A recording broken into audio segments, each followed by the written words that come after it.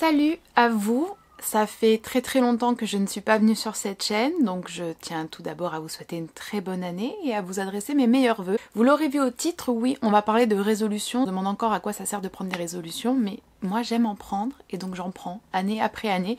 J'ai un petit peu envie de vous parler de manière plus libre des résolutions, bien évidemment je le prends dans une idée de me donner de grandes lignes à suivre pour mon bien-être et aussi de mes projets, de mes envies. Je pense que ça peut être intéressant et puis ça m'intéresse aussi de savoir ce qu'il en est de votre côté. L'un de mes premiers objectifs, c'est de maintenir et d'améliorer, mais surtout de maintenir et de renforcer mon niveau de japonais. Je suis très contente d'être encore en partenariat avec l'application Rosetta Stone pour cette vidéo parce que c'est également l'application qui va m'aider à réaliser donc cet objectif de maintenir mon niveau de japonais pour, attention, pour être assez à l'aise pour mon futur voyage au Japon. On en parle plus tard dans la vidéo. Rosetta Stone, c'est une application que j'utilise régulièrement pour travailler plusieurs compétences, ma compétence compréhension orale, acquisition de vocabulaire ainsi que prononciation grâce aux exercices qui sont proposés par l'application. 彼女は銀行で働いています。これらのこけしはとても古くて綺麗です。 Vous pouvez bien évidemment l'utiliser pour apprendre d'autres langues. Il y a énormément de langues qui sont proposées sur Rosetta Stone. Personnellement, j'aime bien aussi aller voir ce qui se passe du côté de l'allemand.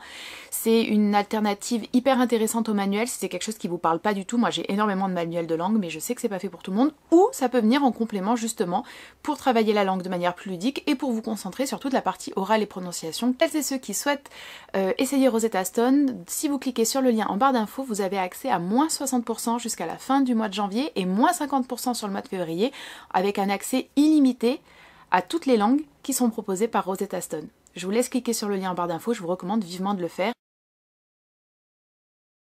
Donc oui, vous l'avez entendu. Donc oui, l'un de mes objectifs cette année, qui est en fait un objectif qui revient année après année, et finalement, sans grande célébration, sans feu d'artifice, sans paillettes, c'est un objectif que j'atteins plus ou moins, je crois, parce que bien évidemment, mon niveau de japonais n'est pas aussi bon que quand j'étais partie au Japon et que je l'avais étudié de manière plus assidue, mais finalement, il y a encore beaucoup de kanji que je reconnais, il y a encore beaucoup de vocabulaire que j'ai, il y a encore beaucoup de règles de grammaire et de conjugaison qui sont fraîches à mon esprit, et lorsque je regarde des vidéos en japonais, à partir du moment où la personne parle pas trop vite non plus, où il n'y a pas un gros dialecte et où c'est une personne qui articule correctement, bah, je comprends pas mal de choses. Donc finalement c'est un objectif que je maintiens et qui est une certaine forme de petite réussite. Vous savez, ces petites réussites discrètes de la vie auxquelles on pense pas énormément. Et donc oui, en fait, gros projet de mon année 2025, je pense, normalement c'est acté, dans ma tête c'est acté, donc à moins qu'il y ait un problème planétaire, un problème vraiment financier ou de santé, voilà. Je vais repartir au Japon. Je me suis interdit d'aller au Japon, en fait, je m'en suis rendu compte pendant très longtemps, parce que... pour plusieurs choses. Déjà parce que je me suis interdit de prendre l'avion pendant plusieurs années. Là j'ai voyagé quasiment exclusivement en train. Et je ferai une vidéo à ce sujet, hein, mais c'est quelque chose que je vais maintenir, sauf que je me rends compte aussi que le fait que je fasse un voyage par an en avion va pas changer la face du monde, clairement pas, et que c'est peut-être mes dernières chances aussi de visiter un pays auquel j'ai donné énormément de mon cœur, de mon temps, de mon esprit, de beaucoup de choses de ma vie par...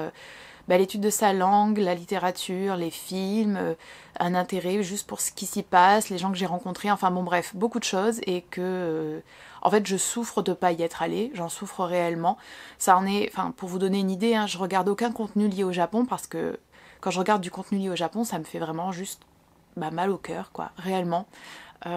Donc je me l'interdisais pour ça, je me l'interdisais aussi parce que j'ai ce projet qui n'est pas un projet abandonné, hein, mais qui en fait est un projet... que je repousse perpétuellement, d'y aller pendant un an ou pendant une longue période. J'ai dépassé l'âge pour pouvoir postuler au Visa Working Holiday, qui était ce que je souhaitais faire. Encore une fois, ça j'en reparlerai, en fait je vais reparler de tout ça parce que je pense que c'est vraiment intéressant. Et donc bon bref, voilà, il y a beaucoup de choses qui font que, et là je me suis dit non mais en fait tu peux y aller, tu vas prendre le maximum de temps possible pour y aller, donc j'irai pendant l'été même si c'est pas la période idéale pour y aller, et tu le feras comme tu le voudras ce voyage, et je pense que ça va être très intense en émotions, en beaucoup de choses, donc voilà. une de mes résolutions, c'est juste vraiment de pratiquer un petit peu de japonais tous les jours parce que je veux être à l'aise quand j'y serai. C'est ce que je vous ai dit plus tôt. Je veux vraiment être à l'aise en étant au Japon et en profiter au maximum. Je ne serai pas bilingue, bien évidemment, mais je veux pouvoir converser avec les gens tranquillement, poser les questions que j'ai envie de poser en japonais et voilà, tout simplement. Donc ça, c'est mon premier objectif. Le japonais. Mon premier projet, c'est ce voyage. Mon deuxième objectif, c'est de tenir à jour mes journaux de manière régulière. Dans un monde idéal, de manière quotidienne. Dans un monde réaliste, de manière régulière. J'ai un journal intime et j'ai un bullet journal. J'ai un bullet journal depuis 3-4 ans. Et les périodes où je l'ai bien tenu, ça a été les périodes les plus...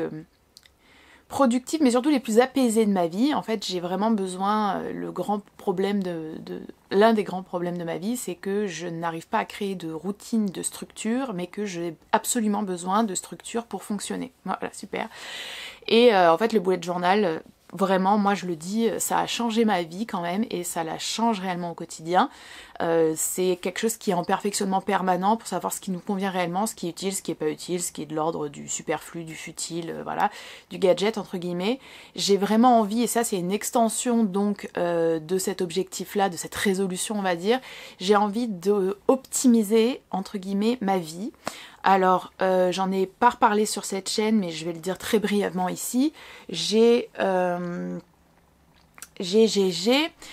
passé des bilans avec une neuropsychologue et j'en reparlerai peut-être dans une vidéo. J'ai pas envie de me justifier dans cette vidéo-là. J'ai pas envie d'avoir à expliquer tout un tas de trucs, mais bon bref.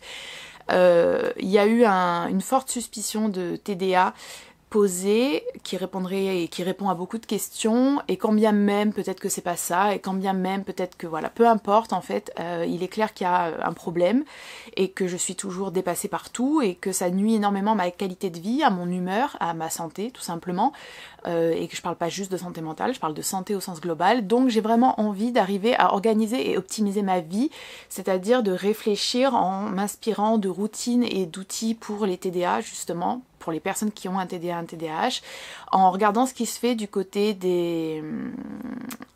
Ah zut, pas des psychomotriciens et motriciennes, les autres personnes qui s'occupent d'agencer les appartements, de mettre en place des outils pour aider les personnes. Bon bref, le mot me revient pas, je le mettrai sans doute au montage. Voilà, j'ai envie de faire en sorte que... Et déjà, je sais pas si vous pouvez le voir, mais toutes ces petites étagères derrière font partie aussi de cette tentative de réorganiser et de mettre de l'ordre et du sens un petit peu dans mon appartement, ma vie au quotidien, ma vie quotidienne, mes tâches administratives, etc. J'en ai marre vraiment d'être dépassée par ça. Troisième objectif, ou troisième résolution pourrait-on dire, qui va un petit peu avec ça, c'est vraiment, et je sais que ça semble peut-être hyper égoïste de le dire comme ça, mais me prioriser. Alors, encore une fois, ce serait en fait quelque chose qui mériterait une vidéo à part entière. Je mène une vie que j'aime et je fais beaucoup de choses pour moi-même. J'ai beaucoup d'hobbies, de passe-temps qui sont les miens. Je nourris ma curiosité, mes intérêts. J'ai des plaisirs de la vie, hein, que ce soit de la nourriture, des voyages, enfin bon, bref. Mais j'ai toujours quand même une tendance à essayer d'une certaine manière de ne pas penser à moi, de faire comme si j'étais un non-sujet. Et je fais passer les autres en priorité d'une certaine façon et de plein de toutes petites façons. Et là j'aimerais que ça soit différent, et l'une des façons essentielles, il me semble pour moi, et primordiale, c'est en fait de me consacrer vraiment, véritablement au projet que j'ai envie de mener et que j'ai envie de développer. Et ça passe notamment par ce que je propose sur YouTube. Par exemple, le fait d'avoir monétisé mes vidéos sur ma chaîne, enfin, le fait d'avoir proposer la souscription sur ma chaîne littéraire, ça a été l'une des étapes déjà aussi, et quelque chose que j'ai envie de continuer. J'ai beaucoup hésité, je voulais pas le faire, etc. Et en réalité, bah non, j'ai envie de professionnaliser ce que je fais en ligne, j'ai envie de potentiellement un jour peut-être en vivre, et donc forcément il va falloir que j'arrête de me dire que ce que je veux c'est proposer du contenu absolument gratuit. Ça c'est une des choses, vous voyez, où on se fait passer en fait après, où on est toujours en train de vouloir proposer du contenu de manière régulière, ce qui fait qu'on n'a pas le temps de travailler sur ses propres projets à soi, par exemple, où on culpabilise de peut-être, je sais pas moi, dire non à quelqu'un ou poser des limites claires ou s'affirmer, mais là j'ai vraiment envie que ça cesse, j'ai envie de prendre soin de moi de cette façon-là, la manière dont je vous ai parlé avant, d'organiser, d'essayer de voir ce qui fonctionne pour me faciliter la vie avec mon fonctionnement qui est en fait particulier effectivement. Je pense que l'un des gros pans aussi, ce sera vraiment d'accepter, de regarder qui je suis et comment je fonctionne et de me poser des questions parce que en fait, je me suis vraiment rendu compte en parlant avec pas mal de personnes ces dernières années que je pense beaucoup, bien évidemment, je pense beaucoup à plein de choses, je m'intéresse à plein de choses, je me pose beaucoup de questions sur plein de choses, mais en fait, pas du tout sur moi. Et souvent, quand on me pose des questions sur moi, je suis un peu dans l'incompréhension, parce que je sais pas quoi répondre, et surtout, je me dis, mais je me suis jamais posé cette question. J'ai pas non plus envie de prendre tout mon temps pour penser à moi, pas du tout, parce que je trouve que c'est en fait... je veux pas du tout devenir auto-centrée, c'est quelque chose que j'apprécie pas, mais je pense qu'il y a quand même un souci et que je devrais un petit peu plus penser à moi ou me questionner ou essayer de comprendre ce qui se passe en fait, voilà, tout simplement. Bref. Il y a bien évidemment des projets, j'ai 2 résolutions en fait très importantes que je vais pas partager dans cette vidéo et c'est parce que l'une de mes résolutions c'est aussi de ne plus trop partager tout ce que j'ai envie de faire, tout ce que je pense aussi. J'ai envie de me reprotéger un petit peu d'une certaine manière, pas du tout de me fermer, mais j'ai beaucoup de projets et puis j'en parle souvent parce que je suis quelqu'un qui aime beaucoup partager. Je suis quelqu'un qui est toujours d'un coup plein d'idées qui fusent dans tous les sens et ça sort tout seul et je suis très enthousiaste et je pense que... TDA, n'est-ce pas? Je pense que je vais y arriver, je suis ultra motivée, c'est le seul truc qui compte dans mon esprit à ce moment-là, hop, d'un coup j'ai envie d'en parler. Enfin... Vraiment, si vous me suivez sur ma chaîne littéraire, si vous me suivez sur mon Instagram littéraire, je pense que vous avez plus accès à cette partie-là de ma personnalité. Si vous me suivez uniquement sur cette chaîne, c'est un peu moins visible, un peu moins compréhensible. Mais voilà, je pense qu'il y a des projets que j'ai vraiment envie de mener. Et il y en a un qui est forcément l'une de mes résolutions numéro 1, mais j'ai pas envie d'en parler. J'ai envie de le garder pour moi et d'avancer à mon rythme et d'essayer de le faire sérieusement. Et si ça marche pas, enfin, je sais pas, j'ai envie de garder ces choses-là pour moi. Vous savez, il y a dans certaines superstitions ou croyances, on dit qu'en fait, faut pas trop annoncer ses succès ou faut pas trop annoncer ses projets, ça porte malchance, ça porte l'œil. Bon, finalement, c'est peut-être un petit peu vrai et c'est quelque chose que j'ai envie d'essayer de mettre en place, quoi, finalement. Et puis, bon... Effectivement, comme tout le monde, j'aimerais reprendre le sport, je pense que c'est assez évident, parce que c'est bon pour la santé, parce que c'est bon pour la santé physique et mentale, parce que c'est bon quand on commence à vieillir, à prendre de l'âge, ce qui est quand même mon cas d'une certaine manière, et parce que je pense que j'ai besoin, en fait, c'est pas j'ai envie, c'est j'ai besoin de me prouver, c'est pas de me prouver, j'ai besoin de voir que je suis encore capable et j'ai besoin de me sortir d'une spirale de pensée et de constat d'incapacité et de déception face à moi-même. Voilà. Mais même ça, je pense qu'il faut que j'arrête d'en parler parce qu'en fait, je vois que les gens ne comprennent pas, ne peuvent pas voir ce que ça représente pour moi, comment je le vis, comment je l'ai vécu, ce que ça... génère et voilà, ça, donc c'est lié à mon autre résolution, on va dire. En fait, peut-être qu'il faut aussi que je trouve c'est pas que je trouve la bonne oreille, mais le fait est que recommencer une thérapie serait sans doute un choix pertinent. Mais voilà, j'en arrive aussi à pas mal de réflexions sur les limites de la thérapie, sur les limites même de la psychiatrie, et encore une fois, ce serait un sujet passionnant, n'est-ce pas? D'un point de vue plus pratique, mon objectif, vraiment, ma résolution, c'est de poster. Je vais pas, vous allez voir, c'est très léger. Hein. Je veux poster une vidéo par mois sur cette chaîne. J'adore cette chaîne, j'adore mon Instagram mon principal, et je ne sais plus quoi en faire. En fait, si, je sais ce que j'ai envie d'en faire, mais il y a quelque chose qui me retient. J'arrive pas à savoir si c'est que j'ai peur de partager à nouveau du personnel alors que j'ai été plus connue depuis plusieurs années pour quelque chose de plus politique, parce qu'il y a des gens que je connais peut-être, ou du monde professionnel qui regardent ça, parce que j'ai peur d'être ridicule à mon âge en postant certaines choses, peut-être. Enfin, il y a plein de choses bizarres, ou pas bizarres, mais futiles, qui sont pas trop fondées sur quoi que ce soit de logique. Je pense que l'année 2025, il faudrait vraiment que ce soit l'année où j'opère le changement que j'ai envie d'opérer sur ce réseau, enfin sur ces 2 comptes, à savoir ma chaîne YouTube principale et mon compte Instagram principal. J'ai envie de partager plus de personnel, j'ai envie de partager de la nourriture. Voilà, par exemple, l'une des choses qui me tient vraiment à cœur, c'est que j'ai envie de repartager du contenu sur le véganisme, et je sais pas trop comment le faire, donc il faut que je me pose les bonnes questions sur tout ça. Il faut que j'accepte de poster des choses qui sont pas toujours parfaites, parce que déjà rien de ce que je poste n'est parfait, mais des choses parfaites, des choses toujours recherchées, des choses toujours intelligentes. J'ai le droit aussi d'être peut-être parfois superficielle, juste dans le personnel. J'ai le droit de partager des moments juste de ma vie. Et je crois que c'est important, voilà, de m'autoriser ça. Et ça peut paraître futile, mais en fait ça me pèse au quotidien, étant donné que quand même la création de contenu en ligne, c'est quelque chose que je fais depuis des années, c'est une passion, c'est hyper important pour moi. Donc effectivement ça me pèse, voilà. Je n'ai abordé que des sujets bien évidemment personnels, parce que maintenir une conscience politique, continuer à m'informer sur des sujets, continuer à manifester, continuer à protester, être en solidarité avec les peuples opprimés, avec les animaux, avec la nature, c'est une constante dans ma vie. Et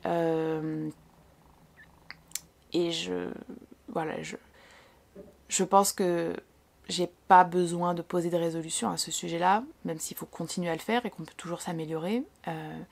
Mais là, j'avoue que j'ai besoin, et je pense que c'est aussi pour pouvoir mieux faire tout ce pan de militantisme et de conscience et d'action politique, ou militante plutôt, j'ai besoin d'aller mieux aussi, et toutes ces choses dont je vous ai parlé, le voyage, organiser ma vie, mieux me comprendre, accepter mes émotions, ça fait partie de ces choses que je dois mettre en place pour aller mieux, voilà, et pour me réaliser.